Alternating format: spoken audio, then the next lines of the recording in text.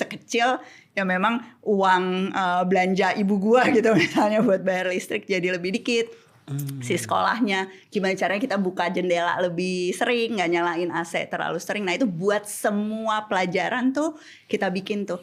Sebetulnya action akhirnya tuh apa? Karena yang jadi tolak ukur keberhasilannya tuh aksi nyatanya sih. Itu keren sih. Kompetensi yang dia munculin tuh apa? Nah tapi kan untuk bisa beraksi nih, itu lu nggak bisa cuma tahu kan? Ya lu gak bisa cuma tahu makanan yang sehat mana, lu gak bisa cuma tahu kita harus save energy, lu harus punya si personality yang ngedukung, lu harus punya kemampuan untuk lihat masalah, lu harus punya kemampuan buat kolaborasi sama teman-teman yang lain, lu harus punya kemampuan riset buat lihat ini gimana. Jadi banyak banget sebetulnya potensi yang ke stretch dan kompetensi yang butuh dipakai pada saat kita nuntut anak tuh nyelesain masalah yang nyata dibanding kita nuntut anak ngafalin soal buat ujian. Dan ujungnya ujian. Beda banget.